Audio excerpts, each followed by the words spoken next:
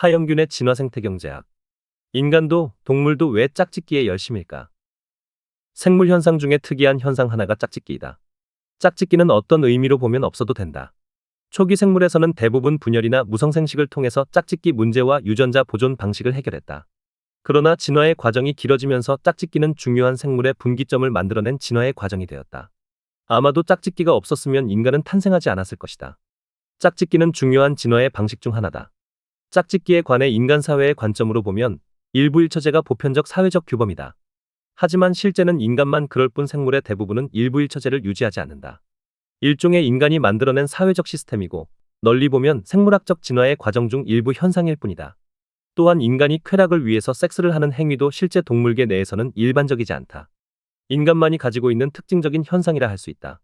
가장 고도로 진화된 인간에게 나타나는 이런 행위도 그 나름의 이유가 있다. 짝짓기 과정은 생각보다 많은 경제적 비용이 드는 행위이다. 그런 행위를 계속하기 위해서는 그 경제적 비용보다 더 큰 무엇인가가 있어야 하는데 그것이 무엇인가에 따라서 짝짓기 유형이 결정된다. 진화 과정에는 어떤 재밌는 것이 있는지 정리해보면 다음과 같다. 첫째, 덩치 문제다. 암컷이 수컷보다 몸집이 큰 경우가 많지만 고등동물로 진화할수록 수컷이 커진다. 이 현상은 재미있는 현상이다. 암컷이 1대1로 수컷을 만나 많은 알을 낳아야 하는 경우에는 암컷이 크다. 수컷에 비해 많은 영양분이 함축된 알을 낳아야 하고 이를 위해서 영양분도 많이 공급을 받아야 하기 때문이다. 수컷의 정자는 단순히 DNA만 있는 경우가 많기 때문에 암컷이 클 수밖에 없다. 하지만 암컷이 알 대신 태생을 하기 시작하면 많은 난자 중에 하나만 선택해 태중에서 아이를 키워야 한다. 그러니 당연히 새끼 한두 마리만 키울 수 있는 암컷이 된다. 이때 수컷은 암컷을 여러 마리 거느리는 수컷으로 진화했다. 때문에 성비를 보더라도 여러 마리 암컷의 수컷 한 마리가 배분되기에 수컷의 몸집도 커졌다. 즉 짝짓기 방식이 알을 낳은 방식일 때는 암컷이 크지만 암컷이 낳은 새끼가 줄어들수록 수컷이 더 커지는 현상이 발생한다. 이것이 생존이익 측면이나 유전자 보존 방식에서 더 큰 효과를 보이기에 이렇게 진화했다. 둘째로는 우수한 유전자를 선택하려는 절박함이다. 암컷은 짝짓기 과정에서 불리한 입장에 처한다. 왜냐하면 수컷이 뿌리고 간 DNA를 보존하고 육성해서 다음 세대를 이어가야 하기 때문이다. 그렇기에 암컷은 자신의 희생을 통해 얻어지는 DNA가 가장 우수한 것이길 원한다. 따라서 신중히 고를 수밖에 없다. 동물의 세계에서는 그 과정을 구애행위라고 하는데 이 과정을 통해서 종별로 다른 형태의 구애행위를 한다. 만일 이 구애행위의 과정이 잘못되면 그 종은 멸종하고 만다. 현재 남아있는 종은 구애행위가 진화에 적합했기 때문에 멸종하지 않고 남았다. 구애행위에서 암컷이 반응하는 것은 그 종의 진화 결과에 달려있다. 나방은 페로몬에 의해 반응하고 수컷 개구리는 울음소리를 통해 구애하고 공작은 화려한 깃털에 반응하고 개는 냄새에 반응한다. 자신의 몸 길이보다 약 2.5배 긴 눈썹 깃털을 이리저리 흔들며 구애춤을 추는 기드림 극락조도 있고 꽃, 열매, 버섯 등 화려한 장식품을 가져와 정원을 꾸미고 새집을 장식하여 암컷을 유인하는 정자새도 있다. 각 종은 자신들만의 구애행위가 있다. 그것이 일종의 우수한 유전자 선택 방식이다. 셋째로는 짝짓기의 시기다. 동물은 짝짓기가 언제나 가능한 것은 아니다. 즉 동물에게는 영양분 섭취가 가장 쉬운 때를 맞추어 짝짓기를 한다.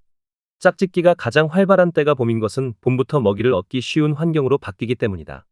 그렇지만 동물이 먹는 먹이 종류에 따라 그 시기가 달라질 수도 있다. 초식 동물은 식물이 자라는 시기가 기준이 되지만 포식 동물은 피식 동물의 번성 시기에 연관된다.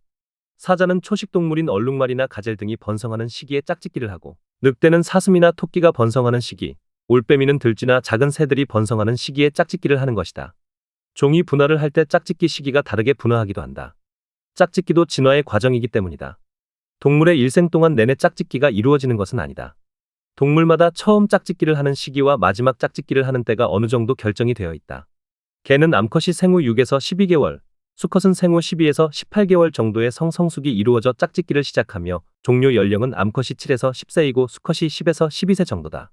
소는 암컷이 생후 12에서 18개월이고 수컷은 18에서 24개월에 짝짓기가 가능하고 종료 연령은 암컷이 8에서 10세 정도이고 수컷은 10에서 12세 정도다. 종별로도 차이가 나지만 암컷과 수컷의 차이는 바로 영양 상태와 관련이 깊다. 이런 차이의 근본적인 이유는 우수한 유전자를 개체군 내에 남기려는 목적과 관련되어 있다. 너무 초기에 짝짓기를 하면 유전자의 성숙도가 떨어지기 때문에 유전자의 질이 좋지 않을 수 있다. 반면 생물학적 노화가 이루어지면 알이나 정자를 증식할 때도 유전자 결함이 많이 생긴다. 나이 들어 출산하면 그만큼 장애와 발병률이 높은 것처럼 노화로 인해서 더 이상 생존이익이 발생하지 않는 순간부터는 짝짓기를 하지 않는다. 또한 각 종별로 몸집이 작고 수명이 짧은 동물일수록 성숙 시기가 빠르고 몸집이 크고 수명이 긴 동물일수록 성성숙 시기가 늦다. 유전자 증식에 가장 적합한 기간 동안만 짝짓기를 하는 것 역시 짝짓기 비용 관점에서 가장 효율이 높은 시기를 선택하기 때문이다. 그런데 왜 암컷과 수컷이 나뉘고 비용을 들여가며 짝짓기를 하는 것일까? 이 근본적인 물음에 답할 수 있는 것은 바로 유전자다. 유전자는 단순히 분화나 증식에 의해서만 이루어지면 유전자 내에 오류 누적 현상이 생기고 새로운 환경에서 적응할 수 있는 후세를 만들어낼 수 없는 문제가 발생한다. 유전자 오류 누적의 출발은 바로 유전자 결함이다. 아무리 유전적 문제가 없어 보이는 동물이라도 그 동물에는 유전적 결함을 가지고 있는데 증식이든 복제이든 분열이든 하게 되면 결함 유전자는 고쳐지지 않고 그대로 유전된다. 새로운 유전자 결함이 발생하면 다시 그 결함 유전자에 새겨지는 것이다. 그것이 누적되면서 결국 종의 멸종으로 이어진다. 짝짓기의 가장 본질적인 역할은 유전자의 교환 및 재조합을 통한 해로운 돌연변이를 제거하는 것이다. 아무리 유전자의 보호에 최선을 다하더라도 살아있는 동안 유전자는 끊임없이 손상받고 오류가 생긴다. 손상된 유전자를 그대로 복사하면 복사본은 무조건 원본보다 손상이 많은 사본이 될 수밖에 없다. 현재까지 이를 극복하는 유일한 방법은 유전자 교환이다. 유전자를 교환하면 평균적으로는 유전자를 교환하지 않는 것과 동일한 정도의 변형이지만 개별적으로는 더 많은 변형과 더 적은 변형이 생긴다. 짝짓기 과정을 통해 발생하는 돌연변이는 환경이 변할 때 살아남을 수 있는 특별한 기능을 가진 후손을 만들어낸다. 즉 유전적 변이를 만들어 변화하는 환경에 보다 효과적으로 적응할 수 있게 한다. 유전적 결함이 없고 환경 변화가 없다면 성의 분화나 짝짓기 과정도 필요 없다. 유전적 결함은 언제나 발생하고 환경 변화는 끊임없이 이루어지기에 짝짓기 과정은 바로 변화하는 환경에서도 살아남을 수 있는 우수한 유전자를 남기기 위한 과정인 것이다. 그럼 이런 짝짓기 과정은 산업생태학적 관점에서 어떤 기업 행동과 일치하는 것일까? 짝짓기는 일종의 DNA 결합이라고 보면 M&A의 방식과 비슷하다. M&A의 목적도 기업의 확장과 유지를 위한 것이기 때문이다. 기업은 성장하기 위해 내부적으로 기업 DNA를 끊임없이 발전시켜야 하고 때로는 외부의 기업 DNA를 받아들여야 한다. 새로운 환경에 적응할 수 있는 유전자를 갖추지 못할 때 기업은 소멸할 수밖에 없다. 기업의 수명이 30년이라고 하는 것은 기업 내에 만들어진 DNA의 수명이 그 정도밖에 안 된다는 뜻이다. 기업의 생존율을 높이고 성장을 거듭하려면 끊임없이 DNA의 변화가 필요한데 이때 작용하는 것은 바로 M&A인 셈이다. 먼저 M&A의 조건은 첫째로 그 주체가 M&A를 감당할 수 있어야 한다. 즉 충분한 비용을 제공할 수 있는 기업이 먼저 되어야 한다는 의미다. 마치 짝짓기 과정에서 암컷이 충분한 영양분을 가지고 수컷의 정자를 받아들이듯 M&A 비용을 감당할 수 있는 수준의 충분한 재무적 건전성을 지닌 기업이 되어야 한다. 단순하게 돈만 있으면 모든 M&A가 될 수 있을 것으로 보이지만 실제는 그렇지 않다. 잘못된 M&A는 기업들을 죽음으로 몰고 간다. 또 승자의 저주라는 말처럼 M&A를 성공했지만 기업이 망하는 경우는 많다. 돈만 있다고 M&A가 성공적이지 않다. 1차적으로는 M&A 비용을 감당할 수 있는 기업이 있어야 M&A의 진행을 위한 조건이 성립되는 셈이다. 둘째로는 좋은 M&A 대상 기업을 찾는 일이다. 좋은 M&A 대상 기업이란 세 가지 조건을 만족해야 한다. M&A 후에 상호 시너지가 날 수 있어야 하고 미래가 있는 기업이어야 하며 재무적으로 감당할 수 있어야 한다.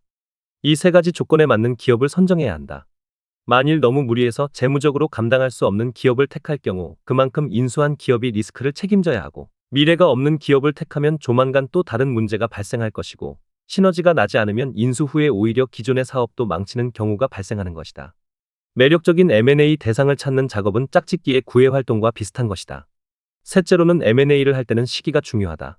현금 흐름이 좋을 때 해야 한다. 매력적인 기업이지만 위험을 무릅쓰고 인수를 할 경우 오히려 더 큰 피해를 볼 수 있다. 그래서 인수 시기를 결정할 때도 기존의 사업을 통해 현금 흐름을 창출하는 데 문제가 없는 시기여야 한다. 또 금융시장의 리스크가 높지 않는 시기를 선택해야 하는 법이다. 동물의 짝짓기도 새끼들의 생존 조건에 맞는 시기에 따라 종별로 결정이 되듯 M&A도 산업 특성에 맞추어서 그 시기를 정해서 해야 한다. 산업마다 사이클이 존재하고 그 사이클의 상승 변곡점에서 M&A를 이루는 것이 중요하다. 반대로 하락 변곡점에서 인수하면 M&A 이후의 비용이 급격히 증대될 수 있다. 넷째로 M&A를 성공하는 데에 나름의 기간이 필요하다. M&A의 주체가 되는 기업이 자신의 기업 DNA가 형성되지 못했는데 다른 기업을 인수하면 인수된 기업에 의해서 기업 문화가 바뀌는 등 심각한 문제가 발생할 수 있다. 인수주체 기업이 자신의 정체성 없이 인수에 나서는 것은 좋지 않다. 창업한 지 얼마 되지 않은 기업이 M&A에 나서는 것이 좋지 않은 이유다. 반대로 기업이 너무 오래되어서 경영진이 나이가 많이 들었다면 그때도 M&A를 하지 않는 것이 좋다. 나이든 경영진이 인수한 기업을 감당하는 것은 쉽지 않기 때문이다. 이때는 M&A를 감당할 수 있는 경영진으로 태세 전환을 한 후에 하는 것이 바람직하다. 기업은 유지 발전해야 한다. 이 점은 동물의 생존과 유지와 다르지 않다. 이를 위해 끊임없이 유전자 세탁하는 과정을 거쳐야 한다. 기업 역시 유전자 세탁 과정을 거치지 않고 현재 모습 그대로 있다면 자체의 치명적인 유전자 오류 누적 현상을 겪게 될 것이다. 그 누적된 수준이 감당할 수 없는 정도가 되면 기업이 붕괴되거나 구조조정 대상이 될 것이다. 과도한 M&A는 오히려 기업을 망치기도 한다. 사라진 많은 한국의 재벌 기업들 중에 이런 M&A 과정을 제대로 소화해내지 못했다. 특히 시기를 잘못 택하여서 IMF 위기 때 M&A 직후 망했다. 대부분 M&A 비용을 감당하지 못해서였다. 그러나 이제 한국 기업도 M&A에 대해서 열린 마음이 필요하다. 기업을 자신의 분신처럼 생각하는 기업가가 많기는 하지만 기업의 성장 단계에 맞추어 때로는 팔기도 하고 때로는 사기도 하는 과정을 통해 기업이 성장하도록 해야 한다.